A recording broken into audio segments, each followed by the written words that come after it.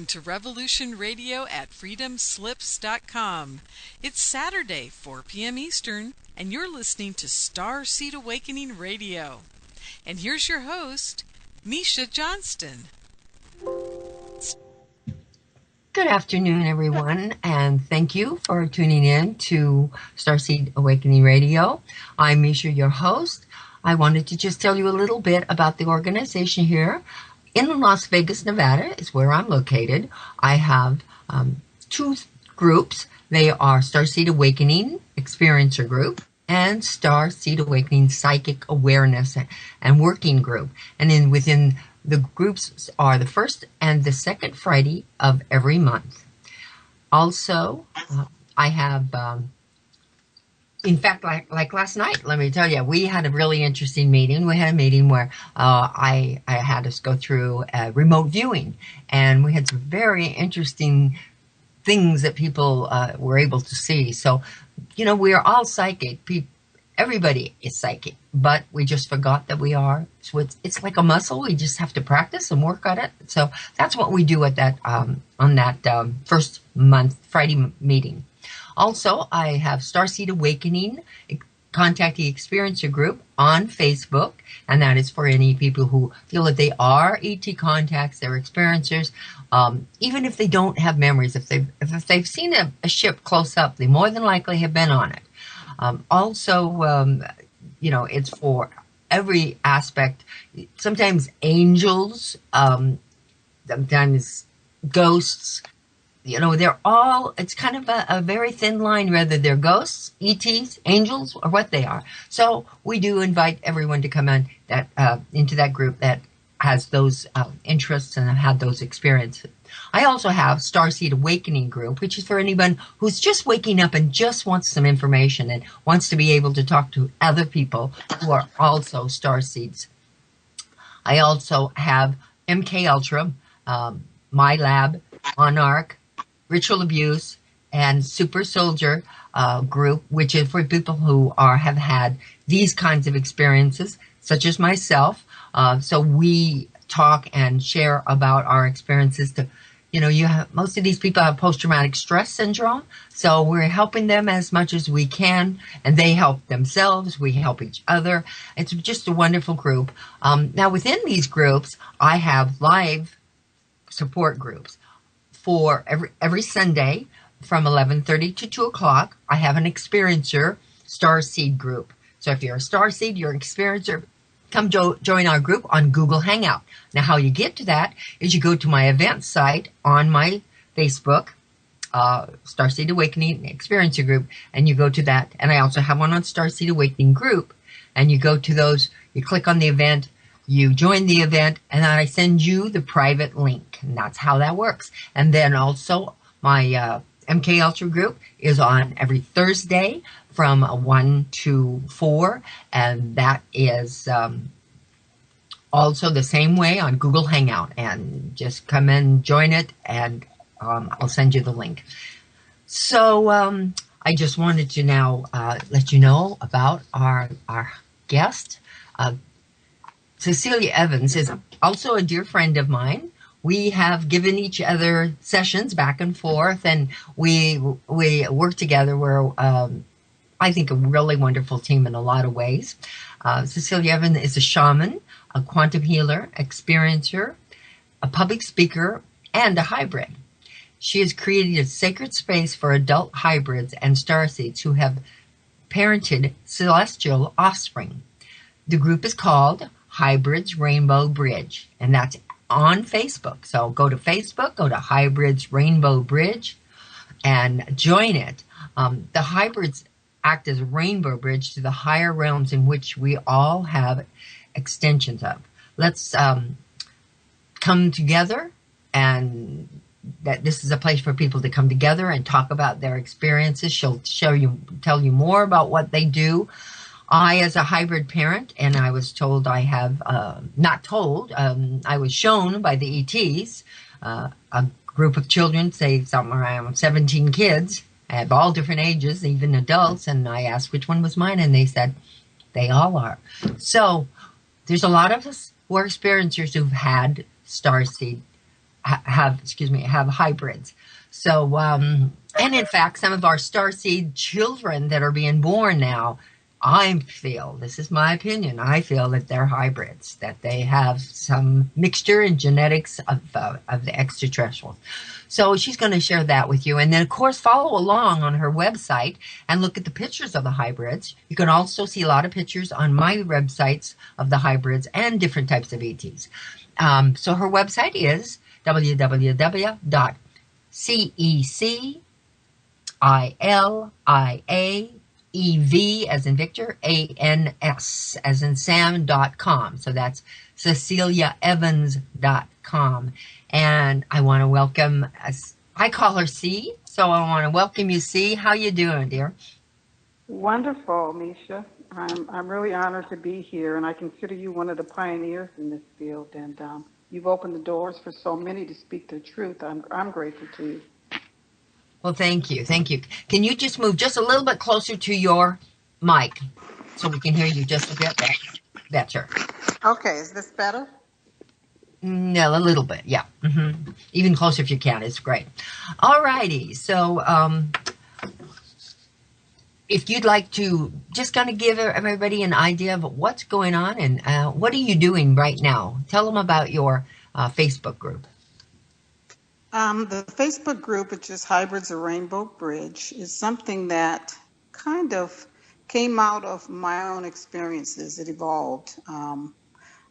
Several years ago, in 2011, became aware that I was carrying a hybrid. And prior to that, I had no knowledge of hybrids or really hadn't thought about the abduction process too much. But in my own journey, I have learned quite a bit more about that to the point that my pregnancies became conscious. I was aware during the entire time. So I thought, how much fun would it be to create a space where we can come together and share these experiences in a loving, supportive way, where we come together and talk about, the emotions that come up when we are associated with this program. And not only that, to celebrate these beings and to share our experiences, which is, for me, has helped me to really connect with my own heart space. And I think that it's what it's doing with many of the parents of these children that are referred to as hybrids. I may also interchangeably say star children. Great. So what is a hybrid? Misha, a lot of people refer to hybrids in this context as a crossbreeding with a human and an ET. But I'm not real comfortable with that definition because I believe all humans are seeded. We're all star seeds. And I think that our planets of origin for our DNA is not here. So I like to say it's crossbreeding between two species because there are other humanoid species that are also crossbreeding with humans, but we would call them ETs. So that's one thing I wanted to say. And the second is, when I say adult hybrids, I'm really referring to people who have either activated their DNA through contact with off-planet or interdimensional beings to the point that they remember their starseed origins. And then there are some hybrids who are they're the direct result of government and off-planet programs where they're bringing in beings from off-planet or interdimensional to mate with the humans from this planet. Those are referred to as hybrids. As you mentioned, the young children that we have being born now, I believe that more of their starseed DNA is activated, which is why I too would like to refer to them as hybrids. Mm-hmm. But in the context of this show today, when we say hybrids, these star children are really more the ones that are born of the type of pregnancy that we would call the physical, where people have missing fetuses and miscarriages, and then later they may be shown children in visions or on board craft. Mm-hmm. And then there are also what we would call energetic pregnancies, where one's field is just overlaid with the energy of usually a higher vibrational being. So for the purposes of what we're going to speak about today, I'm going to really focus on just those beings that are from that crossbreeding between the humans from this plane and the and the beings from that are interdimensional or off planet. It's not going to be referring to the ones that are a part of the service to self programs. Mm-hmm. And it's not going to be the young children, too much, that the ones that are birthed here, that are going to be on the planet Earth. I'm speaking more of the ones that are, like I said, they're usually not physically raised with their parents. Right. Okay, and those are the hybrids that I'm referring to. Which is the absolute majority. Okay. Yes, right. And then I wanted to say a little bit about, there are programs that are service to self. There are programs where, there's no account taken for the soul evolution. I mean, it's being done for more control energy. There's a lot of victim energy. And so those are not the programs that I'm referring to, but I believe that we each, as sentient beings, have free will. And free will in this case, I would define as that including your conscious choices, as well as the energy influence that's from your field, your entire field, your beliefs, your cultural influences, and what's in your subconscious. And most people are not aware of what's in their subconscious. So many people are having these experiences outside of, we'd say as linear time, and they're creating the star children, but they feel like that their free will has been violated because they weren't consciously aware. But from my vantage point, from a soul perspective, the soul is aware of all things that we're co-creating. So when I speak about the programs that I am now consciously being involved with, and I think the majority of the people that are in the Rainbow group, we're just standing in a position now where we're consciously choosing to have these interactions. We're consciously choosing to have these pregnancies, to birth these star children, and to take responsibility for all of our creations. The ones that we may have had prior to us making this choice, where we may have been more in a victim mode. But we're recognizing that too is our choice, and we can shift that energy now by becoming aware of it, working with your higher guides through meditation and regression and other things, but that we are free will beings, and at the same time we're attracting what we are, which is what I explained about what's in your subconscious and your conscious. So for those who are attracting experiences that they're not comfortable with these programs, they can change. That's not where they have to stay. And those, I'm not going to go into great detail on that, but if they're interested, they can always contact me and I can share more information about that. But for the purposes of this show, we're here to celebrate these hybrids. And we're going to talk about what it is that they can do to assist us in shifting our consciousness to be more aligned with that cosmic universal energy, the cosmic laws. Yes, I absolutely agree with you. Well, I have some questions. You have explained a hybrid to us, and I, as a hybrid parent, have my own questions and concerns about.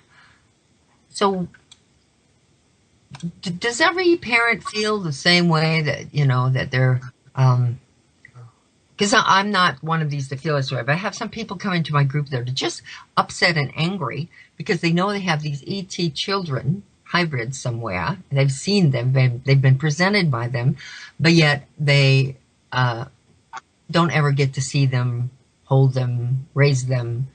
So what do you say to the people that feel that way? I believe, and it's been my experience as a hypnotherapist and a quantum healer, that there are things in our field that are keeping us from doing anything that we choose to do. I don't believe in the concept of victim from a soul perspective. Here in 3D, we do speak about victims. But when you're dealing with something like this, which I think has these spiritual overtones, then sometimes we need to expand our definition. So from a soul perspective, I would say there's a part of them that is not ready to meet the child. There's a part of them that's not ready to face the anger in their field. These children are vibrating at such a high rate. If you have a lot of anger, a lot of victim energy sometimes, they can't connect with you. It's not that they don't want to connect with you. I mean, they're dying to connect with us. Mm-hmm. But I think it's upon us to take responsibility for what we're presented with. And if you're faced with a situation where you have those energies of a lot of anger, then go within and do some healing and release that, understand that, because that is not the energy that's conducive to connecting with these babies. Absolutely. I absolutely agree.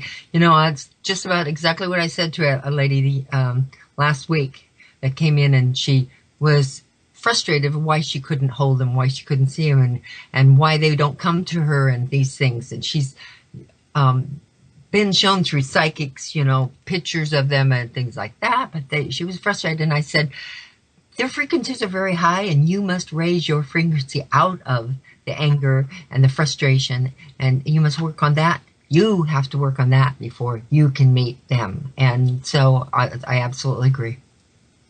Well, there are a lot of things that I share with people in the group, what it is that they can do to connect with their hybrids. I mean, and in general, it's staying in your heart space. Mm-hmm. These star children, when people say they're telepathic and they say they communicate mind to mind, mm-hmm. I don't believe that's true. I believe that they're telepathic, but they communicate in the heart. Mm-hmm. It's the language of the soul, which is the language of the heart. And so anything that you can do to stay in your heart space, anything that makes you feel as if you're in your highest excitement, that can be drumming, singing, chanting, dancing, meditating. The members of my group, we created grids. And grids can be made out of anything. You can look on the internet and look up crystal grids and find a lot of information about how to focus your intent. And if your intent is to meet with your hybrids, create a little grid. You can use crystals, you can use feathers, you can use rock, anything. It's have fun with it. You can even draw something on paper, and light a candle for it. Set an intention. It really works well before you go to bed to set an intention that you're going to meet them in your dream state. Mm-hmm.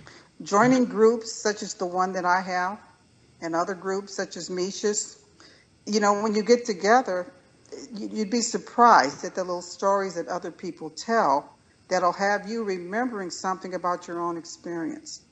And yesterday I was reading stories, on the site, and I had asked people to, to connect with their grids and just remember to make time during the day to connect. And one beautiful soul in the group, she posted and she said, I want to know if it's okay to do this. And she said, I want to give my hybrid something. I want to make gifts to them, make offerings. And what she chose was something of value to her that her grandmother had given her. Uh-huh. And her old toys. And she said she was going to put them out and wondered if they would take them. Uh-huh. And, the intent was so loving. Oh, yeah. And I said, they feel that. Whether or not they take it, the connection has been made because that's how they connect with us. It's through that heart. Oh, that's beautiful. And another way that you can really connect with them is drawing. It doesn't have to be magnificent.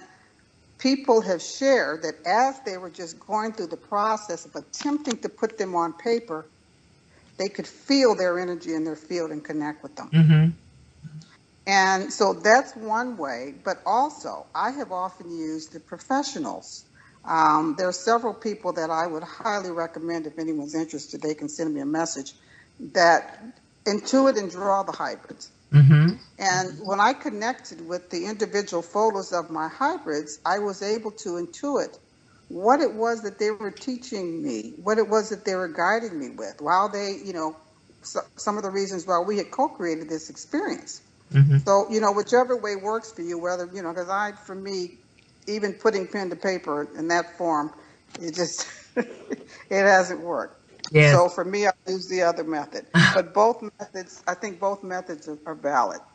Yes, I have too, and fortunately, Kasara is the artist that I have used. Has done some wonderful work, and there's hybrid and others, but it's Kesara for anyone. She's marvelous. She's absolutely wonderful. I highly recommend her. As you do, I know. Yeah, there are a few others that I would recommend, and one is Lindsay Mayan, LindseyMian. Mm-hmm. Another one, I'm familiar with her work because I've seen it. She hasn't done it for me, but it's Bridget Nielsen, who's just been such a gift to this field. Oh yeah. And those are, and then there's another, but there's I'm another not sure one. Yes. Oh, I can't think of it. Awaken Within, yes. But I'm not sure if she's actually doing it anymore. Oh, but okay. those are the people that I'm familiar with their work, and I can feel the soul energy of these little beings in their drawings. Yes. Yes. Now, a few more things that one can do is anything that keeps you in a high vibrational state. Blessing your food and water, and putting high vibrational foods in your body. Anything that you do that raises your frequency is going to put you closer to these high vibrational star children. Mm-hmm. Mm-hmm. The other thing that I've started doing recently, I had 2 last week, was rebirthing sessions and rebirthing celebrations. And what we did was we came together and with the intention of rebirthing, because most of the parents that I'm familiar with, they don't have a conscious recall of when they became pregnant. They don't have a conscious recall of most of the time during the pregnancy. Often women will say they had lost fetuses, miscarriages, they were shown children in visions or on board craft. So they feel like something's missing there. I mean, that's because we're used to procreating in 3D differently and bonding differently. So in going through that rebirthing, you're able to shift the birthing energy from the womb to the heart.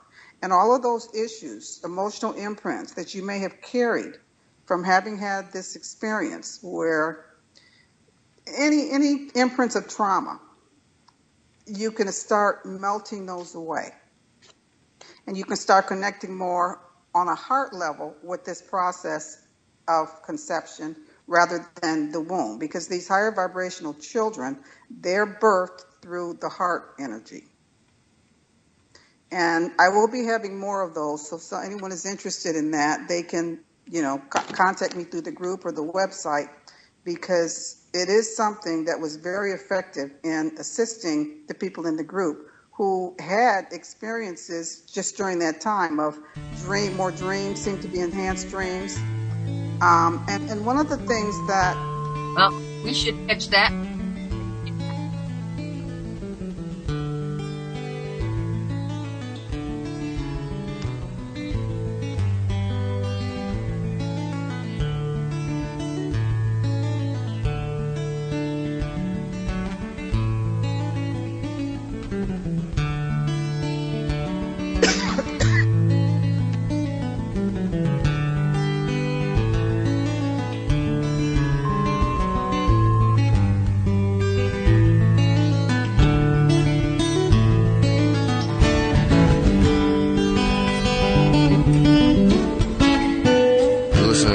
Radio at freedomslips.com, and we'll be right back after this message.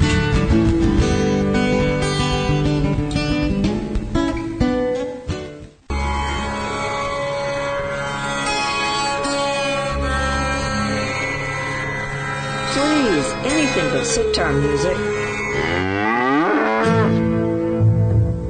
Yeah, that's better. You're invited to Sacred Cow Barbecue. I'm your host, Patricia Aiken. My guests will free your mind from mainstream manure. No subject is off limits. Don't believe everything you think. It's BS. Just our collective belief system programmed into us. Question everything. Come hungry for truth because that's what we're serving. Sacred Cow Barbecue, Tuesdays from 6 to 8 p.m. Eastern in Studio B.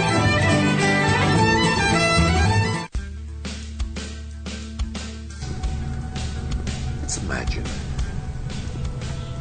if you glimpsed the future, were frightened by what you saw, what would you do with that information? You would go to who? Politicians? Captains of industry? And how would you convince them? Data? Facts? Good luck. The only facts they won't challenge are the ones that keep the wheels greased and the dollars rolling in. But what if there was a way of skipping the middleman, putting the critical news directly into everyone's head? The probability of widespread annihilation kept going up. The only way to stop it is to show it. To scare people straight. Because what reasonable human being wouldn't be galvanized by the potential destruction of everything they've ever known or loved? To save civilization, I would show its collapse. How do you think this vision was received? How do you think people responded to the prospect of imminent doom? They gobbled it up like a chocolate eclair. They didn't fear their demise. They repackaged it. It can be enjoyed as video games, as TV shows, books, movies. The entire world wholeheartedly embraced the apocalypse and sprinted towards it with gleeful abandon.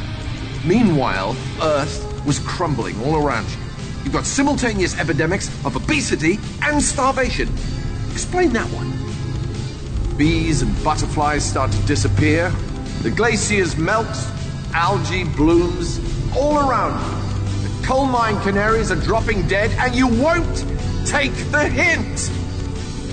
In every moment, there is the possibility of a better future. But you people won't believe it. And because you won't believe it, you won't do what is necessary to make it a reality. So you dwell on this terrible future and you resign yourselves to it. For one reason, because that future doesn't ask anything of you today. Because that future doesn't ask anything of you today. Yes, we saw the iceberg, warned the Titanic. But you will just steer for it anyway, full steam ahead. Why? Because you want to sink. You gave up. Revolution Radio, freedomslips.com, the number one listener-supported radio station on the planet. Not giving up. Revolution Radio. Radio.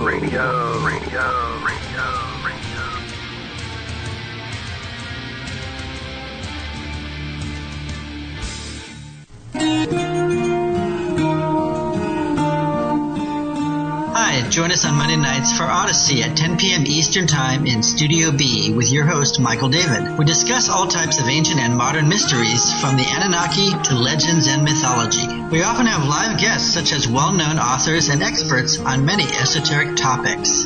Join the intrigue and mystery every Monday night, 10 p.m. Eastern Time in Studio B. Hey everyone, it's Barbara Jean Lindsay, the Cosmic Oracle.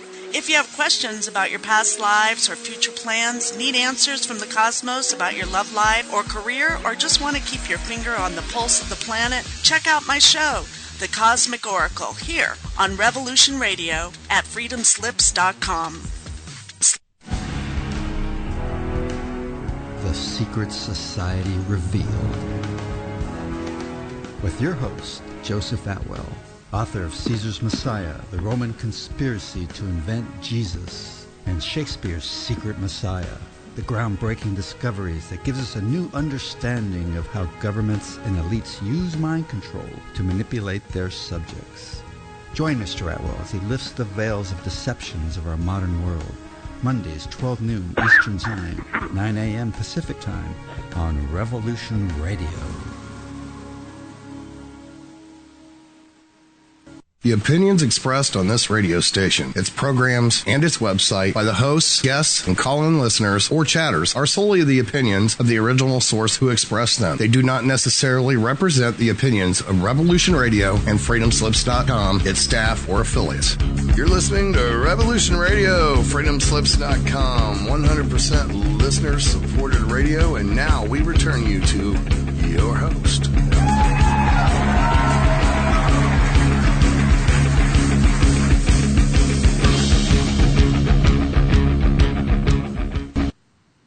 Before we get back to my guest, Cecilia Evans, specialist in hybrids, has hybrid groups, and she's talking all about the hybrid program and all facets of it. I just wanted to let everyone know, of course, that Revolution Radio is listener-supported. So it is up to you to do the donations to help and keep this radio station on the air. So go to the page where you can donate, you can buy seed packets, you can do other things, and donate to help get information out, because information is light. And thank you for joining us. So, Cecilia, you were talking about something, so do you want to finish that? I will. I was talking about some ways that people can connect with their hybrids. There are a few more things I wanted to share.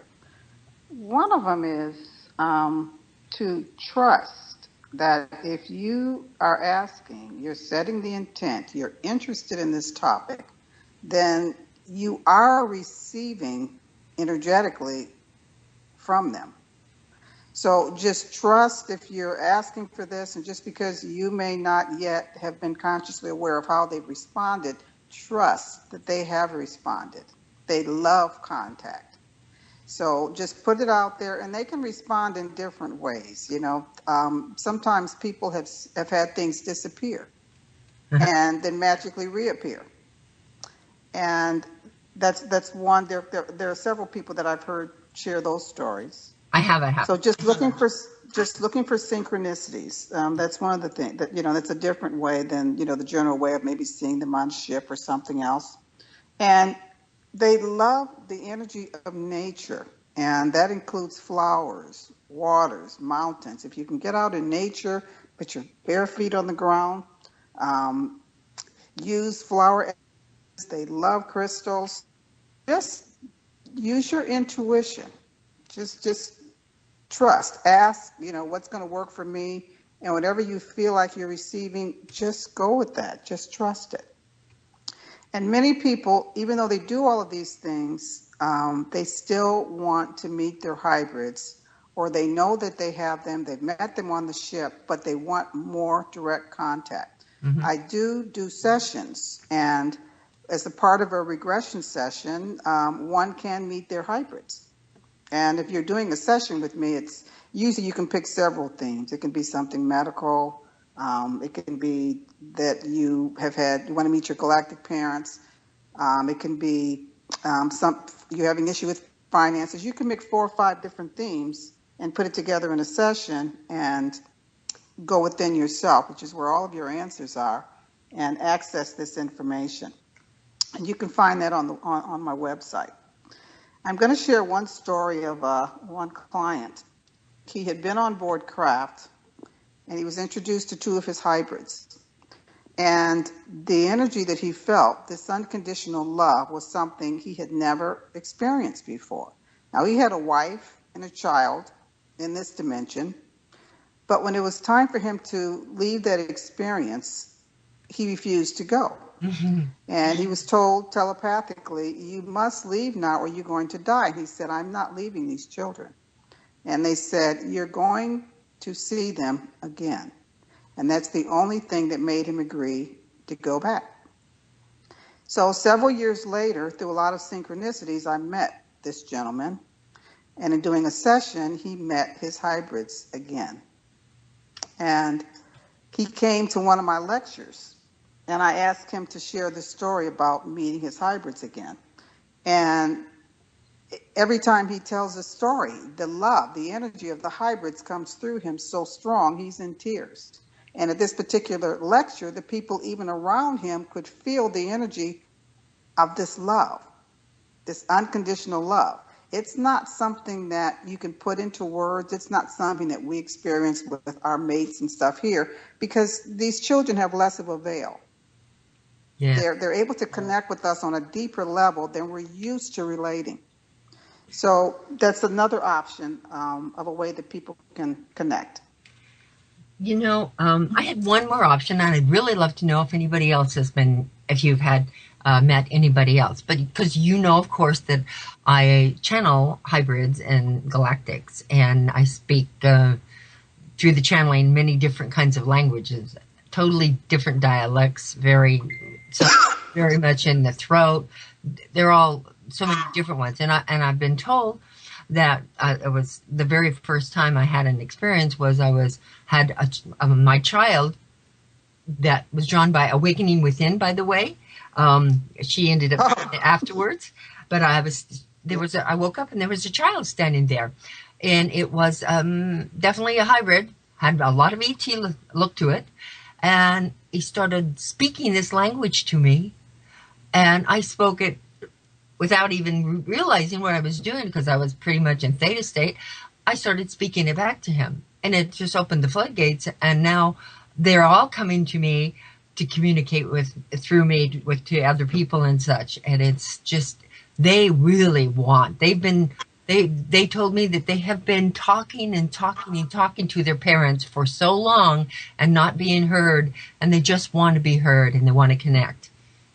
So have you had anybody else talk about the actual galactic languages? Yes, I have. Several cool. people, and I've actually had, there's one lady in particular, and as soon as she started speaking to me, I'm like, that's the children. I could just, you could feel it. And all through as she's talking, she's giggling. She kept saying, that's not me. I said, it's okay. That's this particular frequency that she was bringing through. But yes, there are many that is a way to reconnect, is if you're blessed enough to be able to connect with someone like Misha. And there are many others out there now that are speaking light language. Not all of them feel like they're bringing through the children to me, but there are many out there that are bringing through that energy of the children. Oh, that's so good to know. You know, you don't feel like, am I crazy? Am I making this up? Except that, you know, you speak so fast, and I can be doing other things while it's happening, and there's nothing like that. Starts when I'm doing qigong. I'm doing my qigong and my meditation and my qigong every morning, and that's when they come through, because they love that frequency, that energy that comes through. So that was another one that I can do, is qigong. Yes. Anything that's going to raise your vibrational frequency is going to help with them. And one of the things that they do, they're always communicating with us through the crop circles.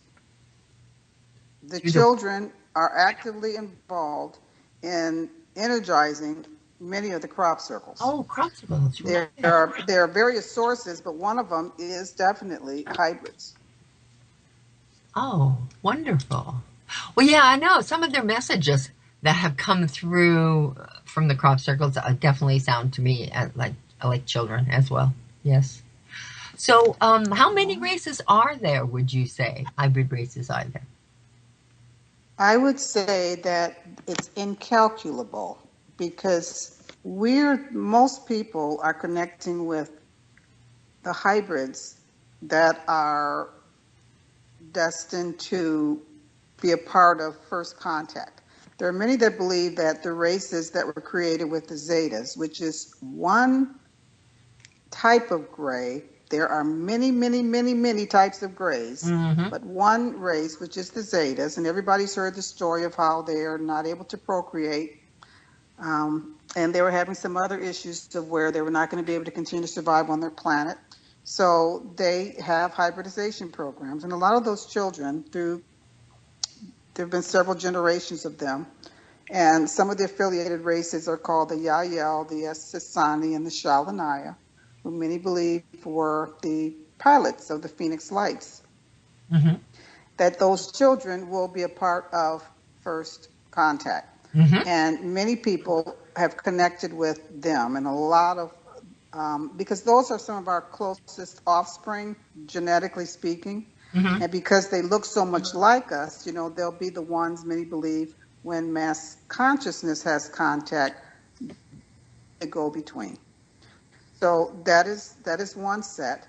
And then me personally, I've had dolphins. I've had some that are affiliated with the star elders associated with the Sasquatch, or some people say Yowies and Bigfoots, and aquatic beings. There are many, many, many races. And one of the things that I started the group for again was because I thought it would really be nice if we could start becoming more consciously aware of not only our pregnancies, but our conceptions.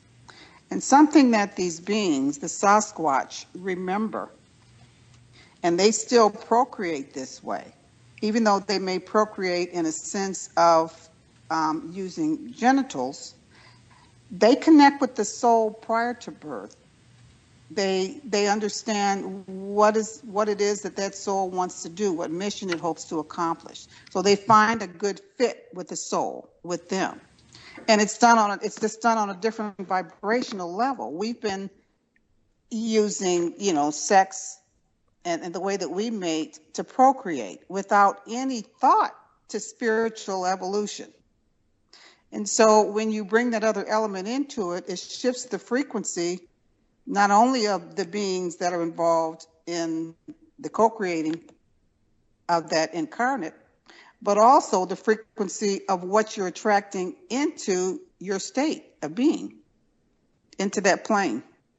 So one of my hybrids, whose name was referred to himself as Xenia, is androgynous, as I believe most of the hybrids are, because they're functioning from a plane of existence where the mother-father energies are fully integrated within them.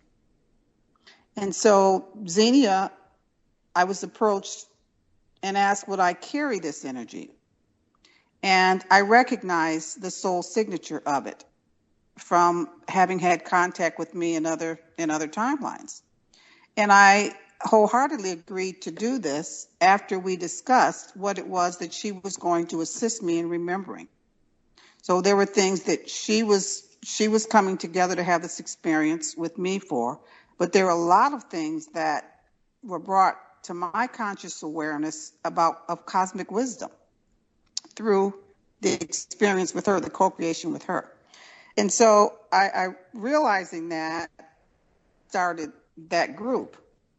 And so there are many who have pregnancies, and the conception is they actually have, whether it's considered astral sex or whether it's considered, they're actually on board a craft and they're aware. There are many people that I know, some have had experiences in their own beds, and they're aware that beings were brought to them that they had sex with. And there are others who are on board the craft who are aware that they're having sexual experiences. That is one way that this is taking place. And as I said, the Sasquatch, when they bring beings in to incarnate into this realm, they use this evolved process of taking into account the spiritual consciousness of the beings. And so I think if we start talking about this, if we're having these experiences, we can become more aware and start incorporating that element so that we can be consciously aware. Many people didn't know they had the choice to ask for this. They didn't know that, I could be awake during this. I could be conscious during the delivery. So I think it's just we're giving ourselves permission slips now to really look at this from many different vantage points, because many are going to choose to see this only through the filter of fear. But I'm choosing to have this experience with these beings consciously.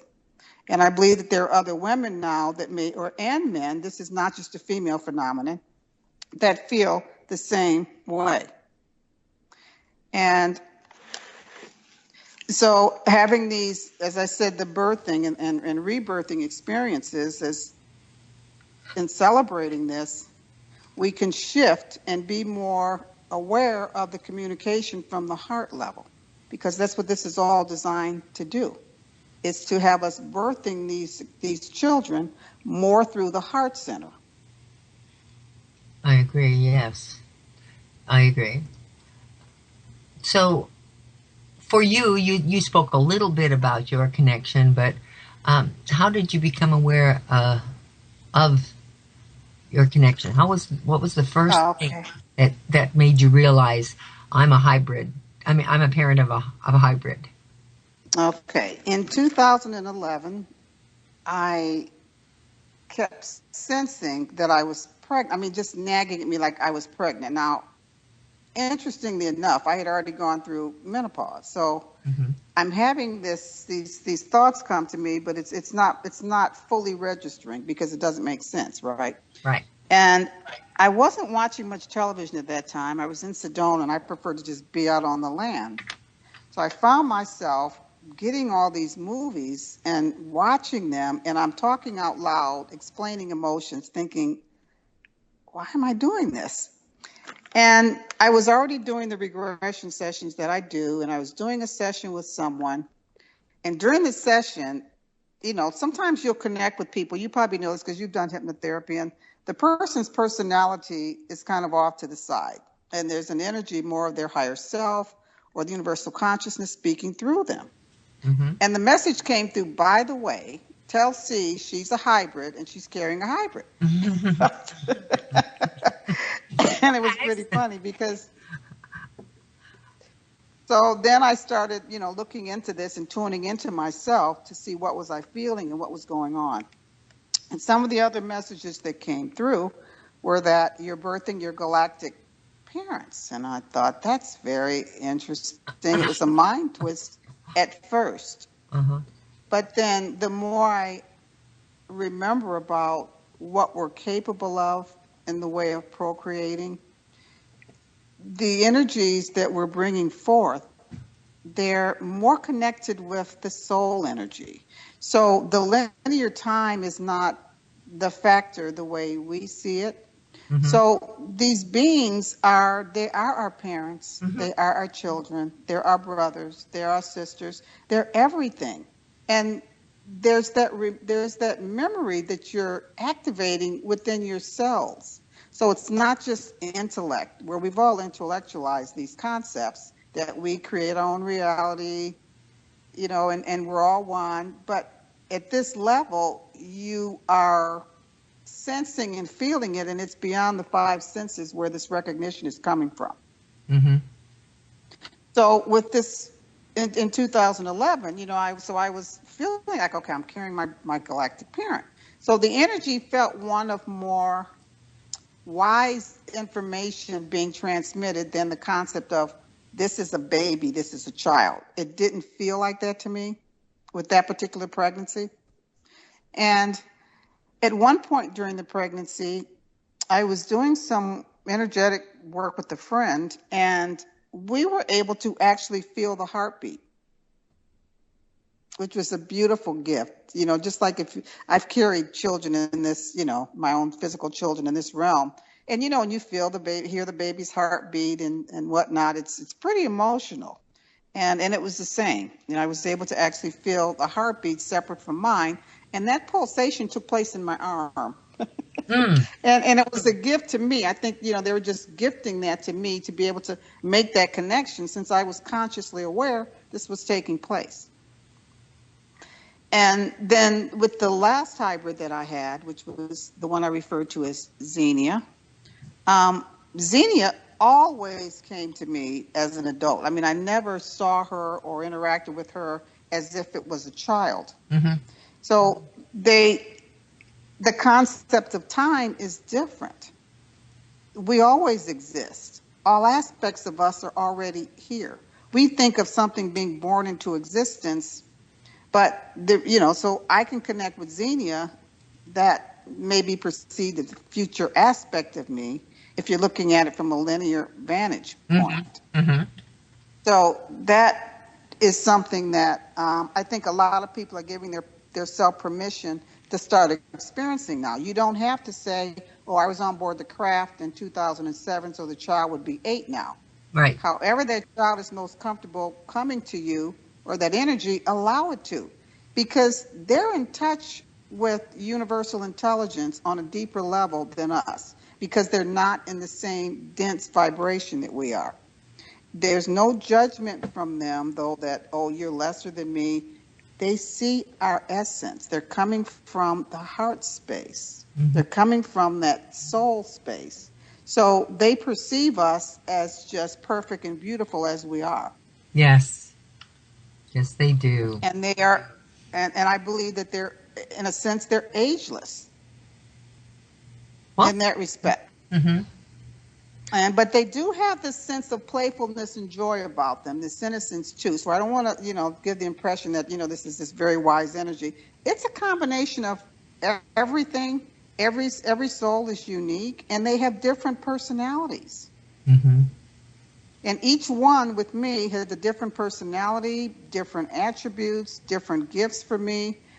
So for me, it's like finding a treasure chest within myself, because I see them all as pieces of me. As you connect with this energy, there's no separation. Mm-hmm. And this is you. And you feel that that's a part of you.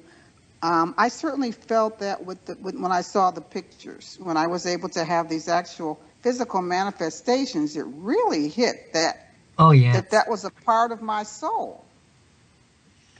Oh, yes, it really does. Yes. And I definitely would encourage people to do that with the pictures, if they draw them or have somebody, because it really solidifies, it makes it real to you, and you feel it in your heart, like you say. Yes. So that's how I got started with the hybrids. Oh, wonderful. And the whole concept of the age and everything is so very interesting. It was very confusing to me, because when they come through, I will see flashes of them, and they're some children, some adults, but they're different sizes, different ages, and it was very confusing until I realized, of course, as we know, everything goes on simultaneously. Our lives that we are experiencing right in other timelines, in other worlds, and other planets, and everything else goes on simultaneously. So why can't they be any age? That's maybe the best for us to understand and communicate, or maybe it's a hard concept. I do understand people when they're asking me questions like that. It is a hard concept. Can you help them just a little bit more with the whole idea of the age concept? I know you just now mentioned some more, but just get a little more deeper into it. Right. Okay. In this physical reality, I believe, have slowed our vibration to a point that appears to age and progress from the point of baby to adulthood, and then we ultimately recycle our physical forms. But there is a reality that's expanded from that many who have had experiences, paranormal experiences, are aware of. And anyone that's consciously aware that they've had hybrids, then they've had experiences outside of linear time. Now, whether or not they're fully aware of them or not, that varies from individual to individual. The majority of people, I believe, that have had contact that they refer to as abductions.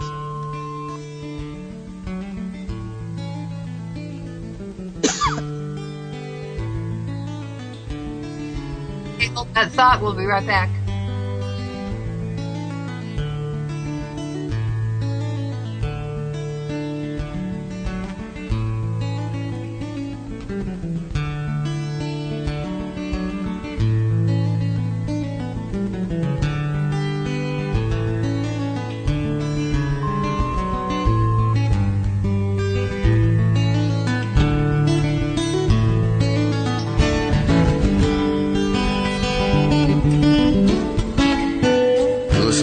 Radio at freedomslips.com, and we'll be right back after this message.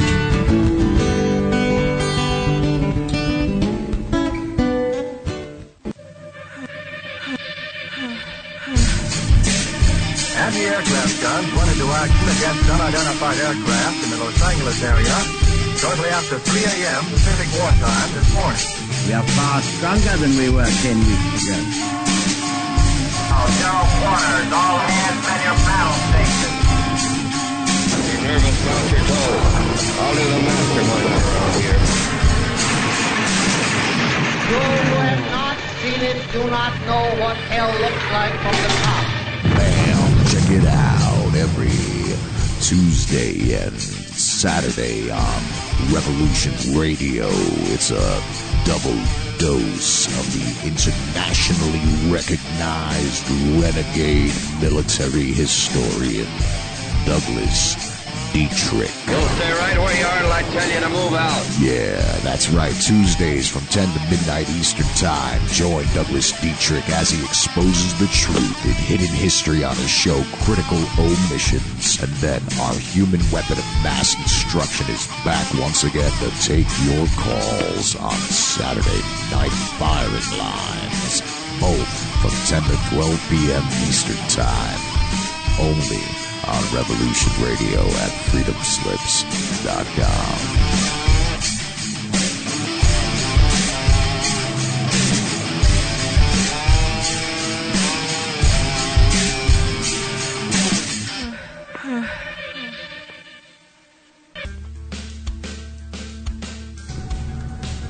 Let's imagine. If you glimpsed the future, were frightened by what you saw, what would you do with that information? You would go to who? Politicians? Captains of industry? And how would you convince them? Data? Facts? Good luck. The only facts they won't challenge are the ones that keep the wheels greased and the dollars rolling in. But what if there was a way of skipping the middleman, putting the critical news directly into everyone's head? The probability of widespread annihilation kept going up. The only way to stop it is to show it. To scare people straight. Because what reasonable human being wouldn't be galvanized by the potential destruction of everything they've ever known or loved? To save civilization, I would show its collapse. How do you think this vision was received? How do you think people responded to the prospect of imminent doom? They gobbled it up like a chocolate eclair. They didn't fear their demise. They repackaged it. It can be enjoyed as video games, as TV shows, books, movies. The entire world wholeheartedly embraced the apocalypse and sprinted towards it with gleeful abandon. Meanwhile, Earth was crumbling all around you. You've got simultaneous epidemics of obesity and starvation. Explain that one. Bees and butterflies start to disappear. The glaciers melt. Algae blooms all around you. The coal mine canaries are dropping dead, and you won't take the hint. In every moment, there is the possibility of a better future. But you people won't believe it. And because you won't believe it, you won't do what is necessary to make it a reality. So you dwell on this terrible future and you resign yourselves to it. For one reason, because that future doesn't ask anything of you today. Because that future doesn't ask anything of you today. Yes, you saw the iceberg, warned the Titanic. But you will just steer for it anyway, full steam ahead. Why? Because you want to sink. You gave up. Revolution Radio, freedomslips.com, the #1 listener-supported radio station on the planet. Not giving up. Revolution Radio. Radio.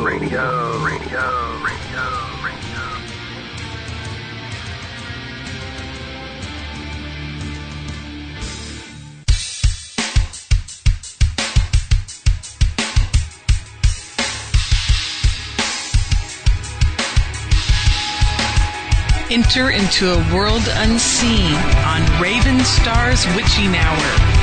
You will encounter eclectic topics from the realm of spirit brought into our matrix of truth.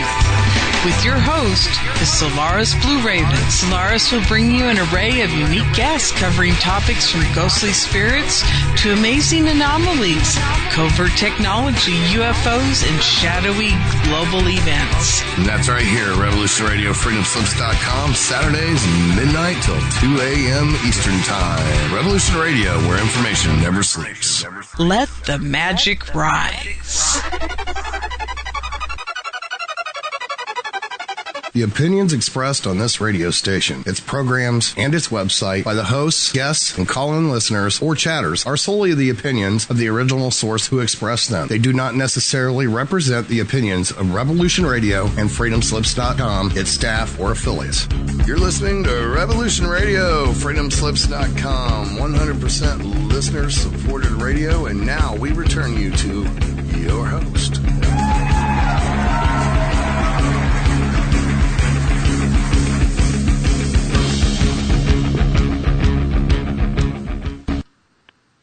Hi, and we are back. I'm back here with my guest, Cecilia Evans, you may know her more as. And of course, she has the stars on Facebook. She has Hybrids Rainbow Bridge, so check it out. And her website is CeciliaEvans.com. And I just wanted to once again remind you, donate. That's Revolution Radio is completely listener supported. If you enjoyed the shows, my shows, other people's shows, you want them to continue, please donate. And you were on a point, please continue on that. Maybe you might just reiterate a little bit, so if in case anybody missed and just coming in on the second hour. Well, what you were asking me about was to explain a little bit more about how the star children / hybrids can present as any age, actually. Mm-hmm. And what I was sharing is that they have access to more of their soul consciousness. So they're aware of other ways of perceiving and experiencing rather than the way we do in 3-dimension. Time is sort of like a dimension. And their experiences are, I would say, outside of linear time, for lack of a better way of explaining it. We're so used to living in this way that only upon contact sometimes and having paranormal experiences are we aware that there's another way to experience our reality. And so I believe that most, if not, most people that have had contact experiences that they refer to like abductions, and a lot of others that are now, calling themselves contactees and experiencers, they have participated in hybridization programs that have resulted in star children.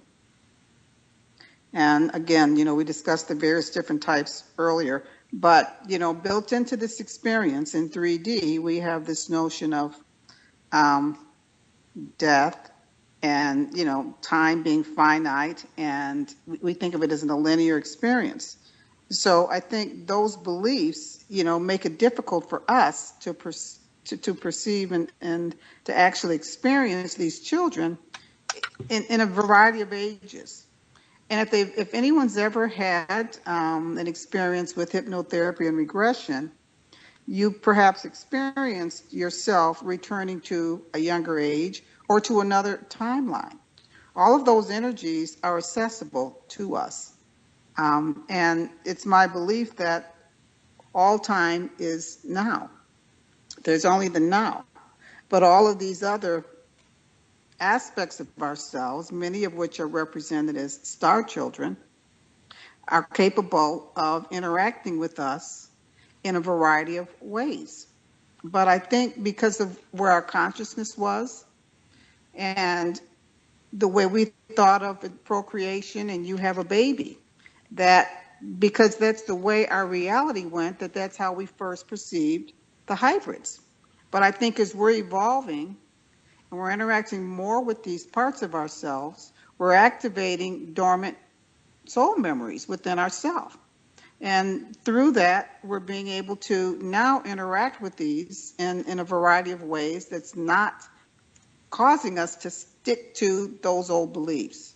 They're out, they're, for some that works and that's their choice. But for me, I'm having so much fun, Misha, experiencing them as multidimensional beings and then reminding me to think of myself in that way. And it has helped me to have a lot of experiences that outside of linear time. And you'll hear many contactees say, I lost time, I gained time. Mm-hmm. They just experience aspects of themselves that were not as connected to the concept of linear time. So when they come back, their consciousness is more focused in the physical body. It's so used to experiencing this linear time, they think, oh, I've lost time. But in our dream state, we're outside of linear time. You know what I mean? And when you're having these experiences with these children, you're given the opportunity to start opening to more like that, having those experiences and remembering, because the more you do that, they'll start creating with more of their soul essence. This DNA that's being activated from the hybrids is our starseed DNA that's within us all. And not only that DNA, but there's also, there are millions of civilizations out there that we can tap into, tune into, to connect with these star children. They're waiting for us. They're begging us to open our hearts to them. Yes, they are. Yes, they are. Thank you. I think that's going to help a lot of people. That was one wonderful way to put it. So, if I may ask a couple more questions here, what types of hybrid pregnancies? Now, you've touched a little bit on this, but maybe you can go into a little bit more detail on this. Okay. It's just my feeling that a lot of the more physical pregnancies a lot of people had were related to the Zeta hybridization program, where women were aware that, they were pregnant, they'd go to the doctor, they'd have missed cycles, and yet at, 3 or 4 months, there'd be no fetus. Exactly. And sometimes, the doctors had verification of this. So, it's not just, something that women in general just thought, they could just set it aside. And it's just one of those things, maybe they weren't, And so, but there are doctors that have verified this. And then there's the concept. On one of mine. Oh, okay. Yes. And there's the concept of the vanishing twin. Mm-hmm. And for me personally, if I had those pregnancies, I don't have conscious recall of them. But that is one, that's probably some of the common ways that I first heard about this. And I think because maybe we weren't sensitive enough to tune into that, the energetic pregnancies, I'm not sure. But when you actually have symptoms of being pregnant and then all of a sudden the baby's gone, it's going to be a shock to you consciously. Even though I do think it affects us when we have the babies go to another realm, even when it's energetic. But I'm saying, this way you can't avoid it. It's right in your face. It is. So it's a bit that is. It's traumatic. It is traumatic. Yes. Mm-hmm. And that's where I think, if people will give themselves permission to have a ceremony so that they can rebirth for themselves. They don't even have to have help with this. Have a rebirthing ceremony where they can, birth this, go through this again from the heart with unconditional love and gratitude for this experience, and offer it up to their soul to help them to grow, to help them to remember more of who and what they are. And doing that sometimes just sheds so much of the fear energy associated with this process. And then obviously another way is the often referred to as the energetic pregnancy. And for me, that was what I first, my first experience was an energetic pregnancy. And as I said, I was already past, literal childbearing age. Mm-hmm. And many people have asked that question. They said, I feel like I'm pregnant, but, I can't be. Mm-hmm. Well, as I said, my experiences with these hybrid pregnancies started after I was of menopausal age. And I mean, for some people, this whole concept is so removed from their everyday state of being and way of thinking. And I just want to share with your listeners that in 2008-9, if someone had mentioned this to me, I don't know how I would have reacted, because it was just not something that I was vibrationally aware of or open to.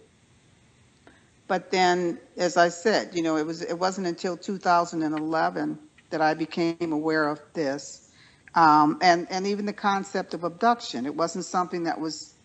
I didn't grow up being psychic. I didn't grow up having paranormal experiences. Mine just started, you know, relatively recently. So these experiences are not something I've always had. So, you know, she's just one of those woo-woo. I had the traditional, you know, upbringing. Mm-hmm. You know, being raised as a Catholic and very intellectual, you know, very much into the sciences. My degree is in science. Mm-hmm. So this isn't something that, you know, I was always into, always out there. Just all of a sudden, it appeared in my reality.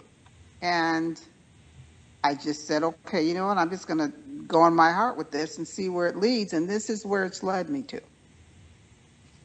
It has. So those are the, you know, the types of pregnancies in general. But as I said, I think we can start opening now to a new avenue, which is the one where we can be consciously aware before the conception of who the participants are, meaning the other galactic beings that are, or souls. Some of them may be earthbound. You know, they're the genetic participants are both, and connect with the soul beforehand to sit and bring this to a different frequency. And again, you know, it doesn't have anything to do with the concept of sex or mating on an astral level. Mm-hmm. It's a spiritual experience on an interdimensional level of conception. And so those are the types of pregnancies that I'm aware of. Mm-hmm.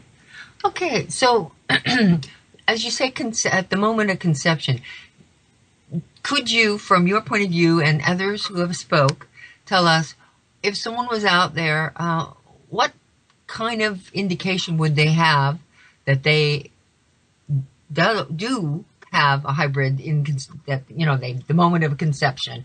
Do you know when that moment of conception is? What does it feel like? What's maybe going on in your body? Can you give us some information on that? I cannot. I mean, I can only speak from my experiences. Okay, that's good. And I have not met many women that were aware at the exact moment of conception. There are some. Okay.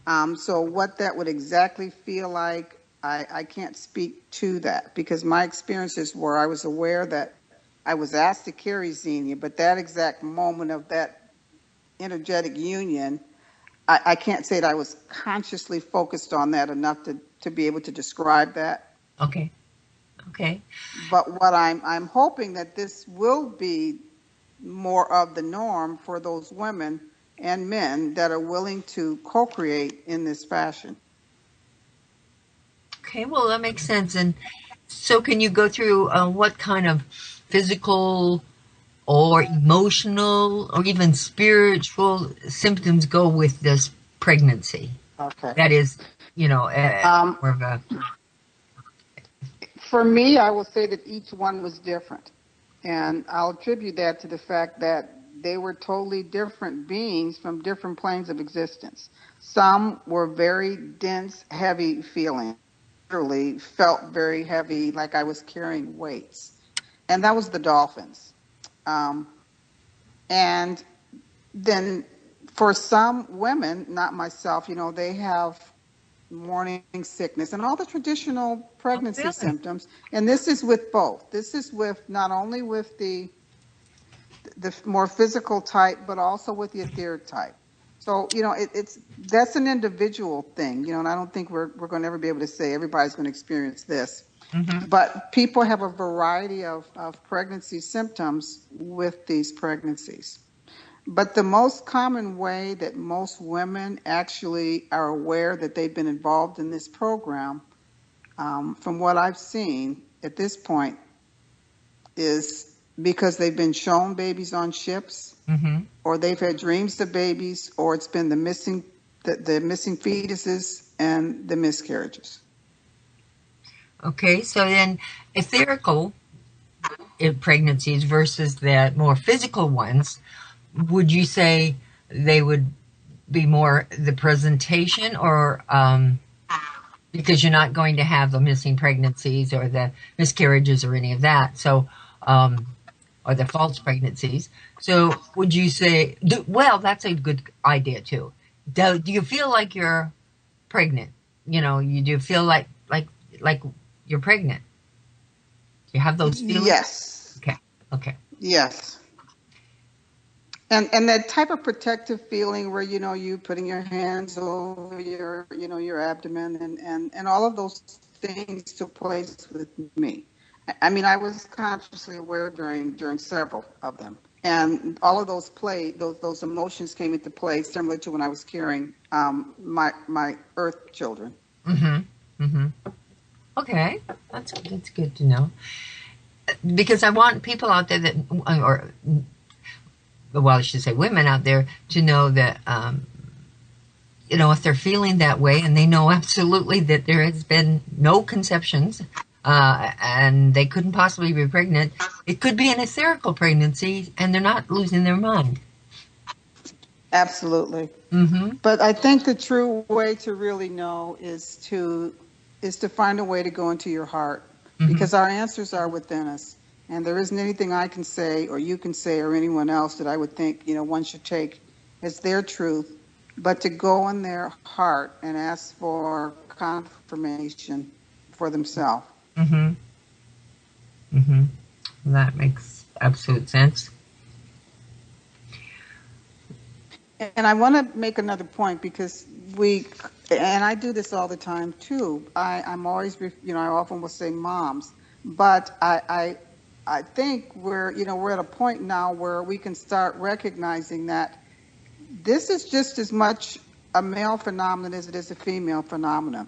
In this society, we view childbearing as the female role. But remember, these children are androgynous. This is outside of this experience that these souls are residing.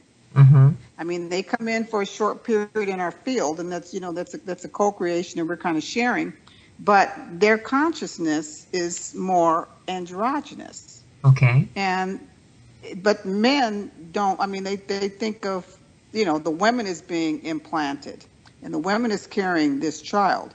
But I think as men become more open to the process of co-creating in this fashion, there'll be more men coming forward with their memories of their own children. Because it's still seen as an affront to the men and the women, as if something's being done against their will. But I think as more men become aligned with the belief that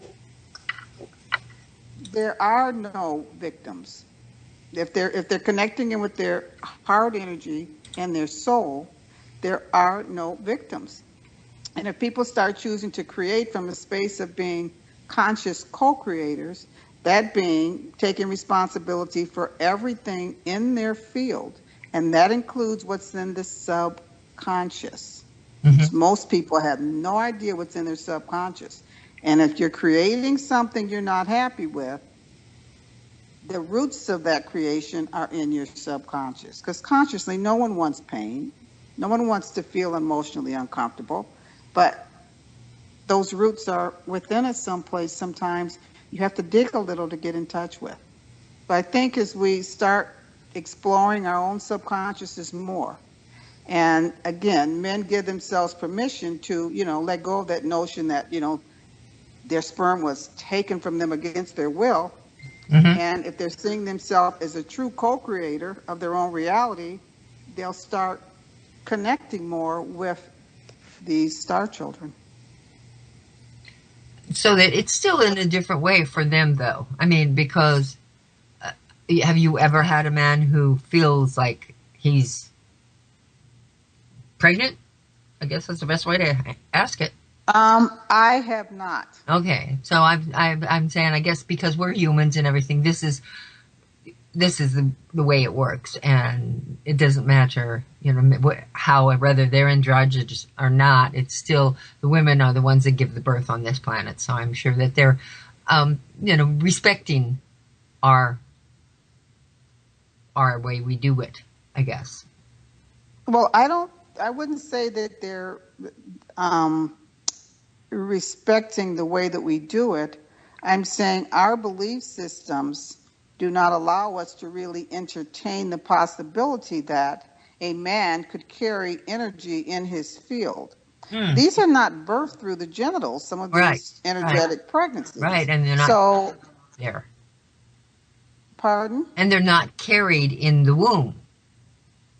Correct. So I'm saying I believe that just as many men are involved, but because of our way of interpreting this process of co-creation and what role the man plays in the family, I think that's what's limiting more men from remembering or being more aligned with being parents or of these star children.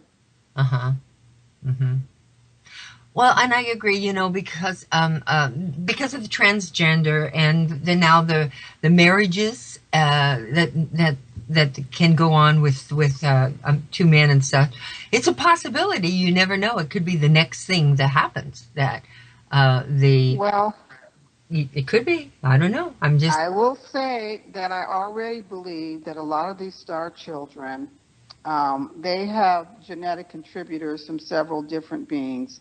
And they can be female beings. There can be more than one female contributing to the genetics of a being. Yes. And so I just think we're just beginning to start scratching the surface to remember more about this process of hybridization. But I do believe that throughout eons of time, this is how we have populated universes. Yes. We're just starting to remember all this. And as I said, some beings like the Sasquatches, they've never let go of their connection to spirit. You know what I mean? So they still use this process in their co-creation, even though they mate similar to the way we mate. But they've never let that go. So they're still doing that. So you have men and women participating in that fashion. Okay, yeah, that makes sense to me as well.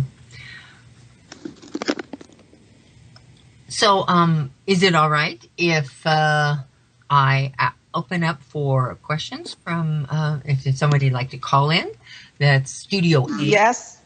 Okay. As long as at some point you give me a little bit of time, because I want to share a description of some hybrids that were channeled by this very intuitive star being. I want to share with them some hybrids that are looking for parents. Oh, absolutely. And I know exactly what you're talking about. So I absolutely will. I'm just going to give them the numbers and they can, start in probably 2:40 or so. They can start asking a question. The number is for the Studio A, 347-688-2902. Again, Studio A is 347-688-2902. And anyone here in the chat room can ask a question, or you can even ask me a question on Facebook, because I'm tuned into the Starseed Experiencer group there. So, but indeed, I would like you to go ahead and tell us more about that. Okay, you mean about the children? About the types of children and what, them wanting, because I think this is a really important part, that they're looking for their parents. They've said that exact thing to me during channeling, that they are looking for their parents. So, are you there? See? And this... We lost you for a second, C. Come on back. Hello, C. Okay, it appears that we might have lost C. And no, she's still here, just not hearing her.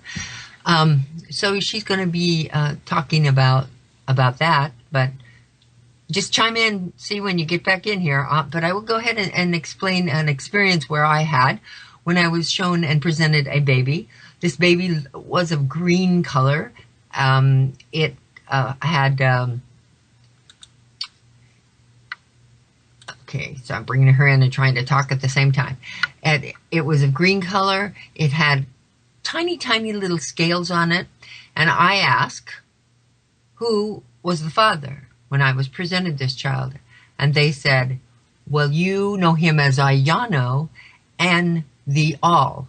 So to me, they were saying that not only was it Ayano, a being, which happens to be, I'm going to be go right out here on a limb, reptilian being, that was a very benevolent being, but also the All. And when they said the All, well, you know, it's all telepathic. And I got all kinds of images of a man and other men, other women, other ET species. And so the All, I believe, is a kind of a conglomerate, a petri dish, as you will, of these ETs and their genetics.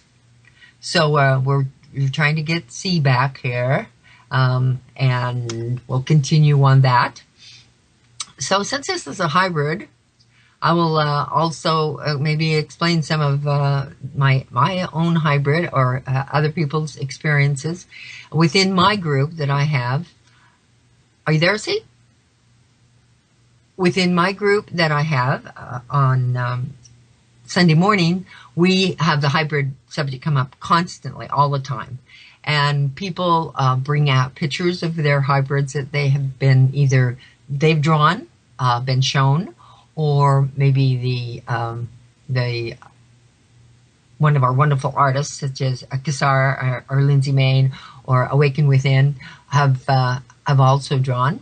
And they tell all about their story and how they're connecting with their children. And I mean, I cannot tell you how much beautiful love and joy you get from these children. They move you in ways like you cannot believe. To me, there is no possible way that these hybrid children, that at least that I'm in communication with, could be service to self or anything else but our beloved family. And I can't tell you enough how much it feels. You can feel and connect with these children, and I do, like every morning with them, and I'm so connected to them. And I know some of them are my children, and not all of them are my children now. And we're still trying to get C back here, so I will go ahead and until we get C back, I'd like to open it up for anyone who has a question. I know that there is someone in the chat room that was saying that they felt that it was an understandable thing because they had experience themselves. I mean, you can go in through an abduction experience and from that you may find yourself with those pregnancy feelings. And you may, have a miscarriage. And in my case, I had a miscarriage. I went to the hospital. I didn't even know I was pregnant, and there was no possible way I could have been pregnant. And I was kind of rushed to the hospital. And at the hospital, the doctor was very upset with me and said, "Where's the baby? Where's the baby?" And I said, "What baby? I didn't have it. There's no way I was pregnant." "Yes. It shows here that you had, that you had a baby. And so what did you do with it?" And I said, I couldn't possibly, I even have no idea I was pregnant. And in fact, I had to do a DNC. So, I mean, that kind of proves that I was pregnant, but there was no physical possible way for me to be pregnant. So that goes into the hybrid of my own stories. And now with until we get our C back here, she's going to be, it's very funny that all of a sudden we got knocked off here. Aloha. Oh, you're back. Yay. Yeah, I kept trying to call you and I couldn't get you. Okay, well, I'm glad you're back on. All righty. So I just kind of filled in with my own hybrid story. So go right ahead. Please tell us. Okay, I don't know where you lost me. Where you were about to say how the children are seeking and looking for us. Okay. So you didn't hear any of it? None of it. Okay. We are aware that some of you long to conceive and birth a star child, and be assured there are many star children awaiting the fullness of time to enter your realm of Father Sol and Mother Gia. To be conceived in you, the star child's soul essence or cosmic imprint must attain a resonance which is harmonious with Earth's and your unique wave pattern in order to manifest in your world's biospiritual sphere. In the timeless space between being and becoming, the emerging star children, with the help of the star seeders, acquire this attunement to the unique energy spectrum of Earth Gia before they can manifest as a unique being within your world and through you. On your world, the star children are conceived and birthed in the realm of heart, the place of the inner sacred marriage from which the cosmic child arises through the mirroring embrace of microcosm you and macrocosm cosmos. Heart is the gravitational center of your being, your core of communication with the sacred central point that is everywhere, from and to which all the dancing opposites of life radiate and converge as one through a multidimensional movement, which many of the circles that are imprinted on Earth image, that is, the crop circles. Open your inner eye to the dreams, visions, and waking dreams through which we reach out to you on all levels of receptivity, connectivity, and awareness. Prepare a star child nursery within your heart. Let the drumbeat of your heart be strong, yet restful and harmoniously paced. Fill your heart's chambers with serenity, lightness of being, warmth, and abundance of life. Empty your heart of fear, heaviness, excessive longing, attachments, and worry. For those seeking to birth a star child, reopen the heart portal. Do not resist the raising of birth and rebirth energies from the biologic to the spiritual plane of conception and androgynous mother-fathering, for resistance to the needed change of frequency will create blockage that may generate discomfort, excess heat, and sickness of soul and body. She states that the blood moon energy will help us to align with this frequency, because this was written last week. The circle makers are also working with deep resonance imagery to adapt your frequency to that of the embryonic star children who await a loving father, mother. Accept the new strength, unique individual identity, and empowerment that the grandmother blood moon gently infuses into the depth of your being through her amplification of the self-relationship axis and the widening of the evolutionary portal that this blood moon facilitates. 3 star children seeking a father-mother are ready to reach out to you, and their words reflect the wondrous beauty of their essential being. You will know in your heart of hearts if you are the father-mother he, she needs. The first star child. I am attuned to all music, heard and unheard, rhythmic and melodic, sung and played, for my seed and world resonated with the crystalline hum in response to the enormous gravitational embrace of its mighty white star, Vega. I will sing to you in your dreams and awaken you with gentle tunes. I will move to your heartbeat and synchronize with it as my own. I will teach you to sing with whales and birds and dance to the music of the galactic spheres. I am Sirani. My hair flows around me in a swirl of rose and aquamarine, and my eyes reflect the stars. The second star child. My soul essence is attuned to blueness and brilliant light, and I have a love of floating spheres, for most of the beings on my seeding world have chosen this form, and some have come to live as watchers and circle makers for a chosen time in the astrosphere of Earth. When you first receive me, I shall feel very heavy, for I come imprinted with the massive gravity of the blue giant star, Rigel. But over time, I shall become lighter to bear as I attune to you into your much smaller and cooler sun. Once I am born, It will take some time for my eyes to adjust to your star's far dimmer light, but I shall grow to love your parent star, Sol, as I love his sister, Rigel. In my realm of origin, I am named Ansariah. Blue topaz will help me stay connected with my mother's star, Rigel. The third star child. I have affinity with all things bronze and red, and imprinted in the cosmos in the realm of the red giant star Aldebaran. My wings are like burnished copper, my tail quicksilver splashed with flecks of emerald green.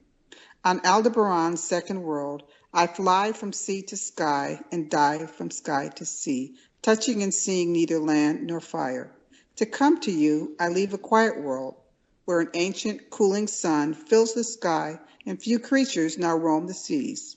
To help to bring my being into focus within you, acquire warm-hued crystals such as red ruby, jasper, carnelian, citrine, aragonite, and amber. Once I am born, glowing embers and candles will comfort me and remind me of Aldebaran's fading flames. I am Farandonsity, but you are free to give me a new name if you wish. Do not be concerned that you may not know how to take care of the emerging star children. All of your life has led you to these moments in sacred spaces of co-creation and mutual love. You will know and be bonded to one another from a time before time, and you will live, learn, and grow as one. Received and be blessed, for the world in chaos needs the gift of new life from the stars. And that again is from Maureen Roberts. Oh, that's beautiful. I have to tell you, while you were reading these different messages from the children, my lights flashed here in my room. It was beautiful. Very, very moving. I received a message from one of my children, and I was trying to find it so I could read it, but I can't seem to locate it here. If I can, I will do that. But that's amazing. Now, these children, explain again, because you did go off the air for a time. So these children, what? These children are waiting to be born.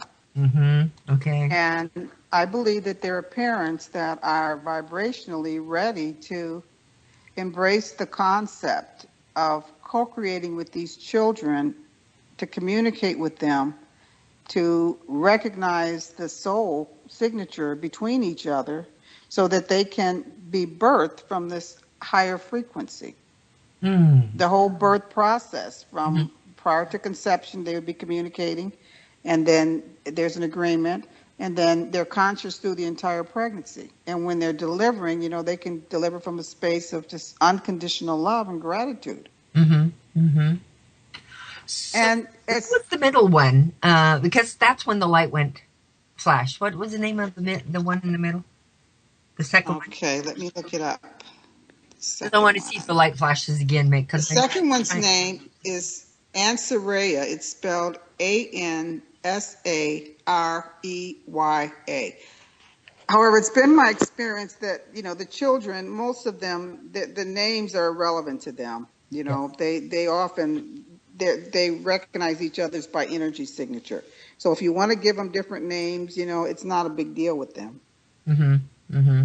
Okay, well, that's wonderful, because I'm going to do some meditation and prayer about Ansariah and see why my light flashed when you were describing this beautiful little being. Well, I would say that you definitely have connections with the blue star Rigel, so that doesn't surprise me. Oh, yes, you're right. Blue star Rigel. Wow. Okay. Yeah, I'm going to look into that. That's great. Thank you. That was it is beautiful. Well, Awakening Within, and hopefully her site is still up. She has a part on her site where she has all these children that there's pictures of them that when she was on board the ship, that she's come back and drawn the pictures, and she says that they're looking for their parents. So I suggest they go there if it's still, if her site is still up. I haven't been on it for quite a while, so hopefully it's still up, and check it out. I think it's still up. Is it not called Galactic Families? Okay. Have them called Galactic. I think it's called Galactic Families. Okay. Families. Cool. Yeah, because we're all a team working together. It doesn't matter where you get the information from. It's that you get that connection with your hybrid children that are trying to get a hold of you. Absolutely. Absolutely. And, and even if the children aren't the first to initiate, I mean, I know that there are certain children I want to have. There's certain attributes, that I would attribute to a certain race that, I would like to experience and amplify in my own field. So it's a co-creation. It's definitely something that we're giving ourselves permission now to be more conscious and more active in our participation with this. Yes, absolutely. Can I ask you a question from the chat room? Oh, definitely. Okay. Yes. Can androgynous female can be both mother and father at the same time? A child, let's see, having a child and she being both mother and father. Oh, well, absolutely. But did you get that, or should I reread it? I got that, but I'm going to assume she's referring about someone on Earth in human form. Well, it says, can the erogenous female can be both mother and father at the same time, having a child, and she being both mother and father. Okay, I think what they may be asking is, can there be one individual that's a contributor and that there's not other genetic contributors? And if she's asking that question, I will say, I believe in all potential outcomes. So I'd have to say, I believe that could occur. But from what I've experienced, there are a lot of contributors. And one of the reasons why is because there's genetic memory that comes from each of these different races. So, usually the goal through these programs is to access, a lot of different attributes of different races in one. That's how we remember, our soul memories. So, I believe anything is possible. So I would have to say yes. Okay. Now, does that answer your question, Olive? If it does not, because we're on a little delay, so she's probably hearing it right about now. If it does not, go ahead and ask another question to make it a little bit more plain. I have another question. How have you benefited from connecting with the hybrids? How's it changed your life? In general, it has expanded my Sacred Heart Center. It's assisted me in healing so many things. I think anyone that has been connected with the hybridization program has conflicting emotions. The victim energy, there's anger, there's feeling of betrayal. There are many different emotions that came up for me. When I first heard about this, and you just process it through your 3D mind, it's like, it's very difficult to grasp. Mm-hmm. And so through that process, I, have chosen to go deep within myself to use it as an opportunity to heal. And so there are many things that it's helped me with. And people who are in my group, they know, that I had a child that I lost in this realm. He died as a baby. Mm-hmm. And when I was, going within to heal some of the energy that was coming up around the concept of hybridization, one of the things that was shared is, I had energy in my field of this fear of losing a child. Oh, sure. Because I had hybrids that had been, they went to another realm of existence. And so for me, it was like I lost a child. Mm-hmm. On some level, even though I wasn't consciously aware of being pregnant, my subconscious was very aware that I had had numerous pregnancies and that, the children were no longer a part of my physical reality. Mm-hmm. And so, that really helped me to be able to remember on a deep level that you're never really separated. I mean, and I was able to I even recognized my soul. I mean, the son that I lost, his soul, as being incarnated here in this plane of existence now. But I think if I hadn't healed some of that grief and let go of some of that victim energy and the other emotions associated, I may not have opened my heart to that level. Mm-hmm. And the hybrids have taught so much about multidimensional aspects of my being. There's been a tremendous amount of joy in that process, which helps to raise my frequency. Mm-hmm. And just being able to let go and be, and know that the way that they view me, I'm perfect just the way I am. So, we have a tendency to have self-worth issues, and certainly when you step out and you start speaking about topics like this, you're not always welcomed, and it's not always openly received. Right. So, I mean, connecting with them on a deeper level has allowed me to go really deep within my heart and embrace this truth, because it resonates in my heart. And I'm aware the more I work with them, it becomes easier and easier for me not only to recognize my own truths when I see them presented to me, but I feel my soul song emerging, mm-hmm. my ability to express and be more in that state of joy coming forward. Mm-hmm. More of my essence, I feel, is available to me. And the hybrids have come in for me often doing healing sessions. Mm-hmm. Most recently, a few weeks ago, Xenia, who I was carrying, came in and was explaining some things or assisting with some information in the Akashic records that was being shared with me to help me to, to let go of something that really wasn't serving my highest good any longer. Yes. But I'm aware that certainly through doing sessions with people and communicating with when their hybrids communicate through them, I often will ask them, what was it that they agreed to co-create? What was the gifts that the hybrid had, or what was the information? And these children are coming in with wisdom, knowledge about astronomy, about crystals, about healing, about art. They're basically assisting us in connecting with other aspects of ourselves. Mm-hmm. So it's like coming home, connecting with this energy. It's coming home to soul. Mm-hmm. Yes, it is. I know the feeling. It so much is.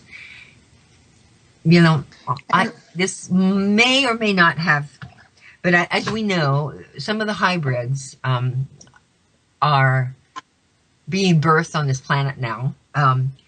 And the interesting thing, I had a gal who was a nurse in a maternity ward, in the prenatal ward. And she would be in there with the babies and taking care of the babies. Now, this woman was very psychic, and she had to basically turn her psychicness off because she would hear all kinds of things from the babies about.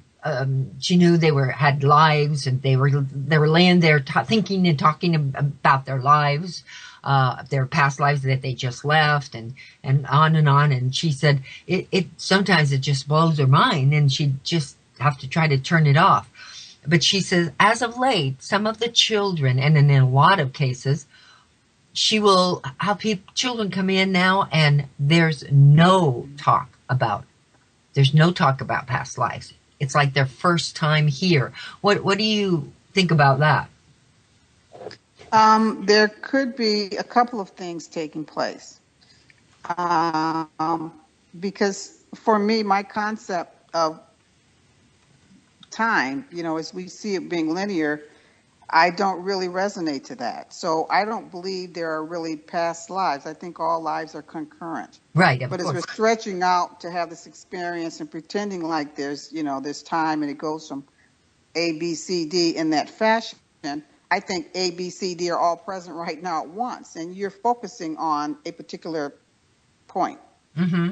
So it could be that perhaps she has shifted in her field, and so that concept is not the predominant one in her field any longer. So she's not hearing it because they're not reflecting that back to her. They're not mirroring that back to her. Well, I believe we attract what we are. So actually, it's not. She hears it from some children. Some babies she does hear it from. Some babies she doesn't. So her question to me during group was, "How is this possible?" And I'm thinking, well, these kids may be totally connected. Well, I mean, very ET, and so this is their first time on planet Earth. In any time zone, because life goes on concurrently, it's all simultaneously, but maybe they just haven't ever been past, present, future, now, or anything on Earth before. That's what she was wondering, because she wasn't there and hearing anything from them.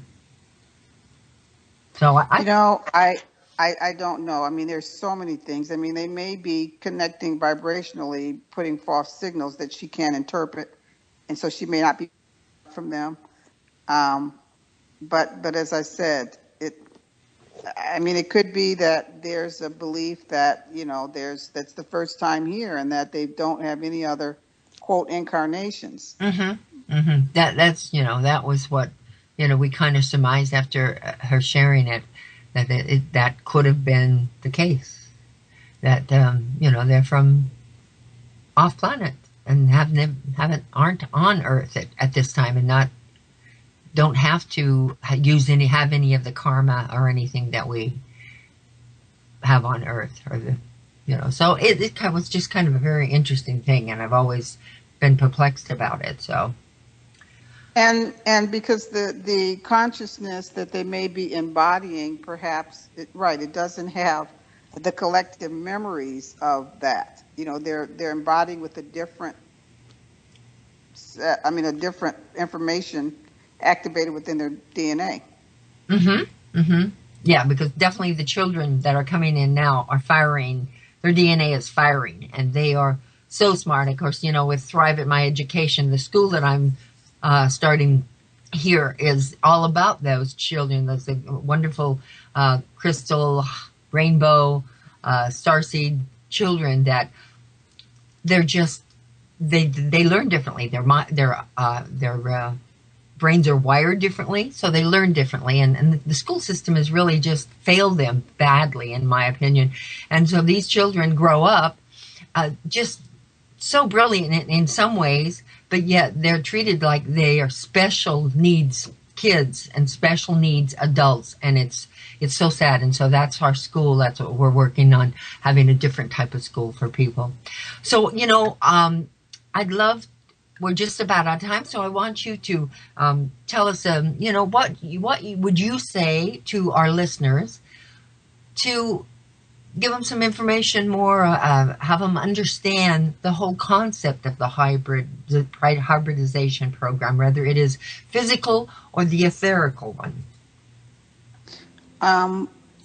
I think that, as I said, many, if not all, of the people that have had contact experiences, they have a connection to these type of programs.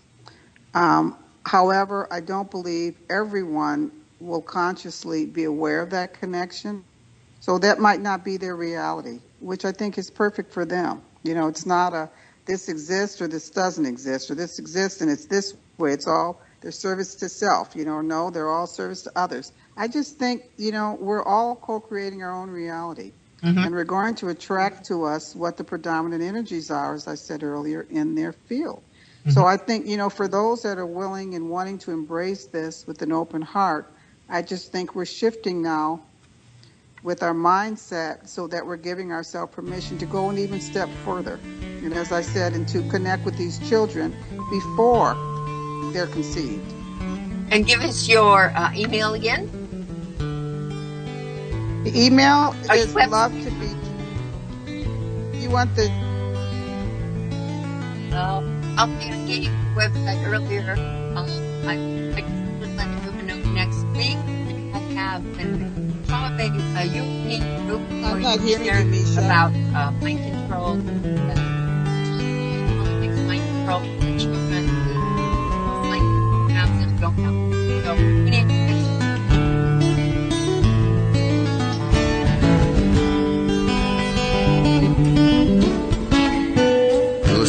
Revolution Radio at freedomslips.com. We'll be right back after this message.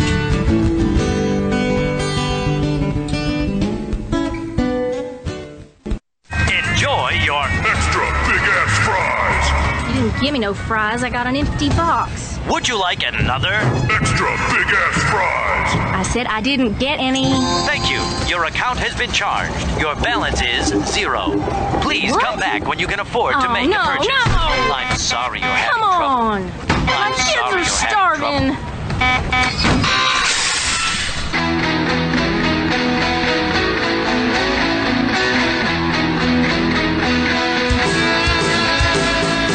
Thank you for tuning in to Revolution Radio. Here at Revolution Radio, we believe in freedom of ideas, freedom of speech, but above all, we believe in freedom of existence through self-reliance. This station is 100% listener-supported, and as a fundraising promotion, I have a kick-ass free gift for a $100 donation. 35,000 seeds. 25 years in the freezer.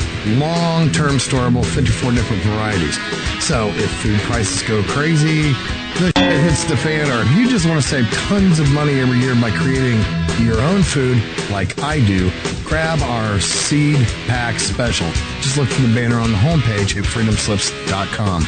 Don't be a statistic. Don't be part of the problem. Be part of the solution. We need, as humans, to start taking care of ourselves and not depending on the megacorps to provide unhealthy, nasty food. Included in this package is also a DVD with 900 survival and off-grid living documents and the offline home canning how to do everything website all on the DVD. So when you're growing all that food, you know how to can it, store it, preserve it, etc. with all these documents. So thank you for tuning in to Revolution Radio at freedomslips.com. I hope that you will pick up this package and start learning to be free. Revolution Radio, freedomslips.com, where information never sleeps and freedom is one seed that needs to be planted.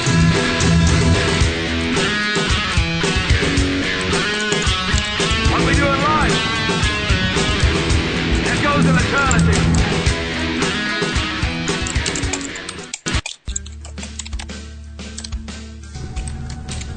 Let's imagine. If you glimpsed the future, were frightened by what you saw, what would you do with that information? You would go to who? Politicians? Captains of industry? And how would you convince them? Data? Facts? Good luck. The only facts they won't challenge are the ones that keep the wheels greased and the dollars rolling in. But what if there was a way of skipping the middleman, putting the critical news directly into everyone's head? The probability of widespread annihilation kept going up. The only way to stop it is to show it. To scare people straight.